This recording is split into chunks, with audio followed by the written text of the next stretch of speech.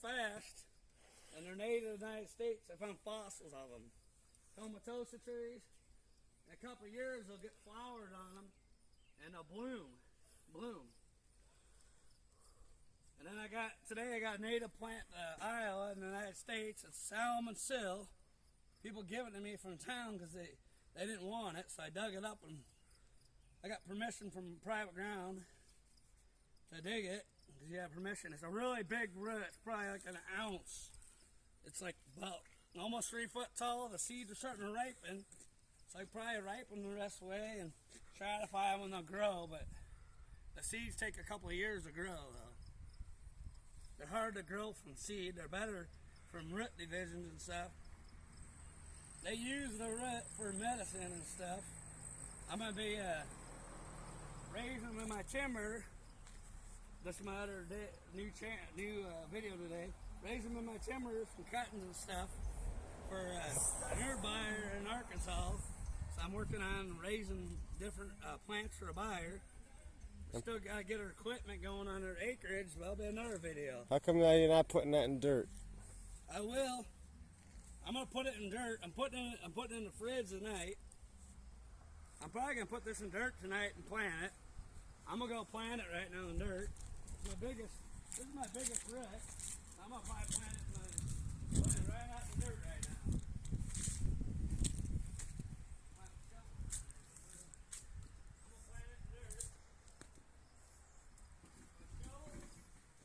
We're gonna plant this in a shaded area. We're gonna put it around back in a shaded area. So, we're gonna clean it up. We got some other plants on the way back here. We got some golden sill plants going in there, and I got all the tops sold out to customers this year. I don't need a permit to cultivate it or sell it. It's not endangered in Iowa, but it's endangered in Minnesota. Ginseng I'm growing. We got ginseng seed this fall. Minimum order, 2 pounds, $50 a pound. This fall in September. Sometime in September we'll be getting it in.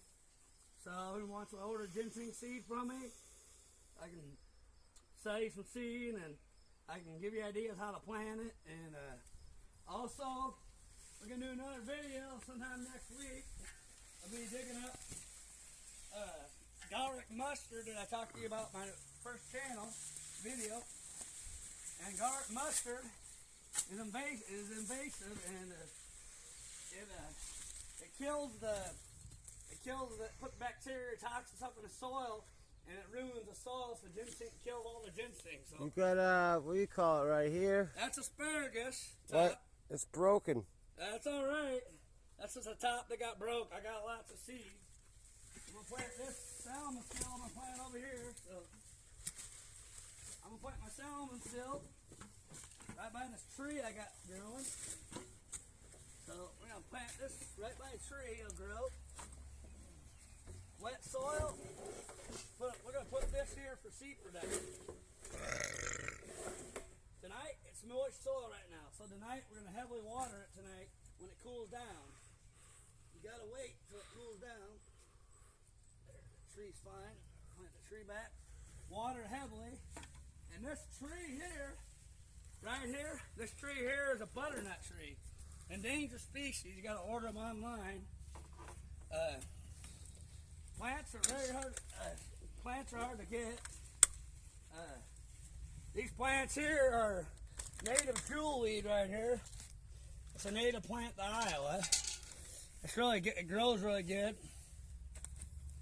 They look like a bunch of weeds. No, they're not. It's jewelweed. There's hundreds of species of jewelweed. One of these videos, I'll have to show you what the orange jewelweed looks like in the drainage ditch. This one here is corkscrew willow I propagated. There's some more ginseng plants somewhere in Iowa at. There's some baby ginseng growing in there. There's an oswell growing here. Oswell's growing right here, fast growing. Mulberry tree here growing. And there's some almond trees growing. There's an almond tree growing I got from the acreage. Almond tree. And follow me. And there's There's some milk Elm trees tree. growing for monarchs. Yeah, I'm gonna have to do some more pruning this fall. Ouch! Alright. I got staked. Oh. There's a birch tree growing here. There's a birch. And I got beautiful mint right here. Mint, a native plant, Iowa mint. It smells really good. I'm thinking that we're gonna start selling some native herbs for tea. It's for tea and stuff. That smells like black licorice. It's mint though. It's in the mint family. It smells good. It's in the mint family. That ain't. It smells like black licorice, not mint. It is mint. That's mint. It's a type of mint. It's a type of mint. I'm gonna start selling it for mint. It's a type of mint in the mint family. Oh, we got echinacea over there for the monarchs lying on it, and the butterflies and the bees laying on that echinacea there. Mm. And then we got some mulberry trees. And okay, mulberry. We got some lemon tree right here. Lemon. I got that from my property, but lemon gets a bug called the lemon borer. Mine don't have it yet. It's healthy. They usually get it when they're bigger, and it pretty much costs more to treat the tree than it does to to keep it. So, Tomatoes is a monster tree. They're good for charcoal too, and they grow back up 7 times. High quality charcoal, biochar, and some potash.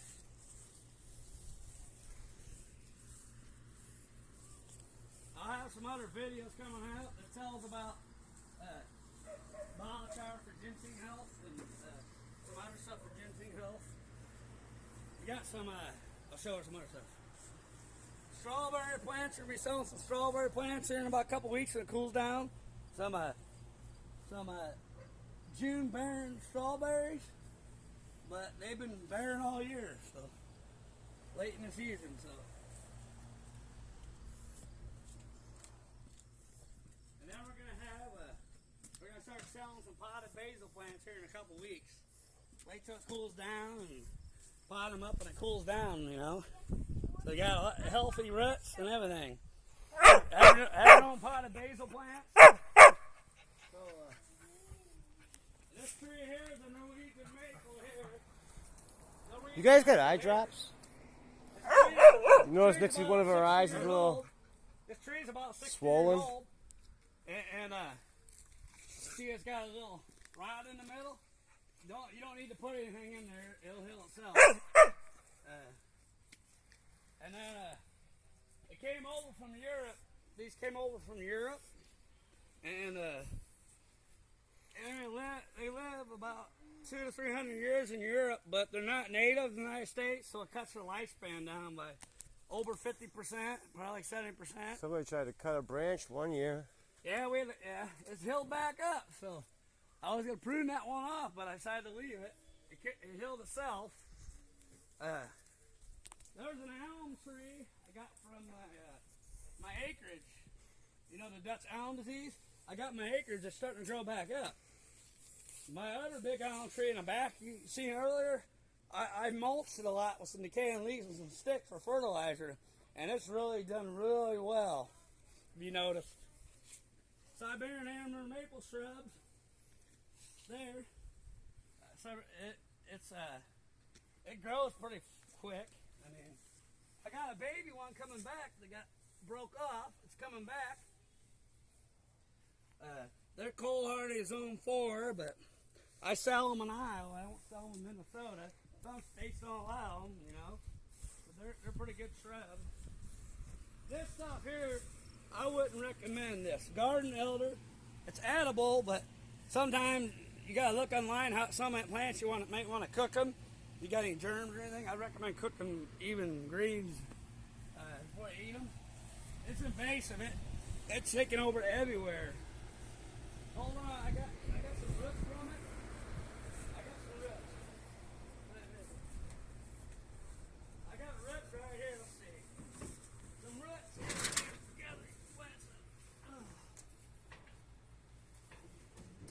Okay, there's some roots right here that I pulled up.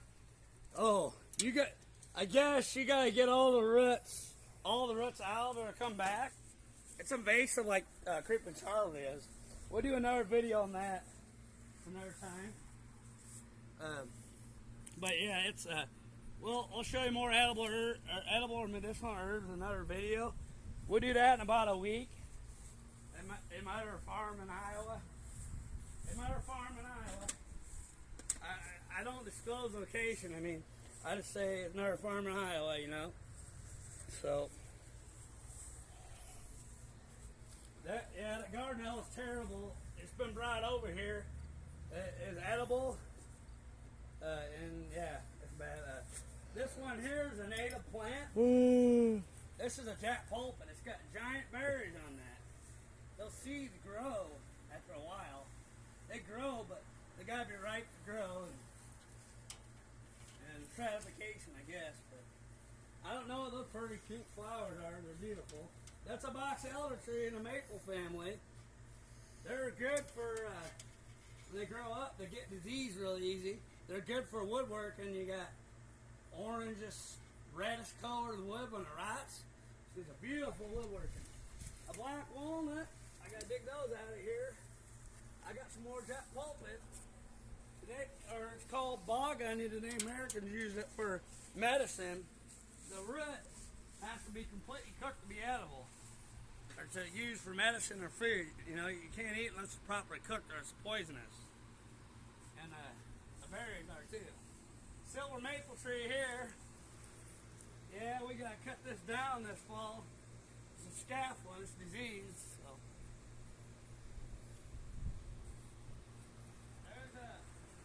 There's like an elm tree. It's not a regular elm. It's like I bought it. It's almost like a bonsai bush, and I bought it when somebody says bush them back out. And you know, use shade cloth for ginseng. I use shade cloth for lumber. I mean, ginseng, it can grow right next to a stream and floodplain. That's rare, very rare.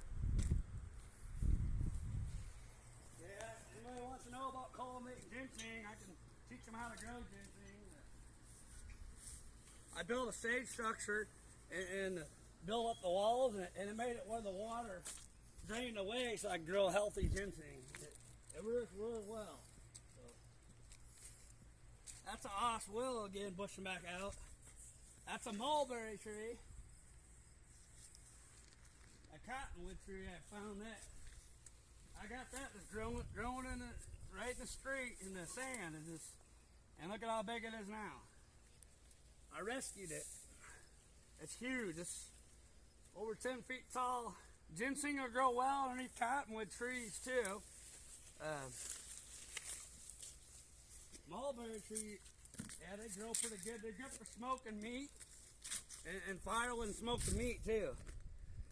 And also, I'm going to talk about an ultimate season product in the next video. About how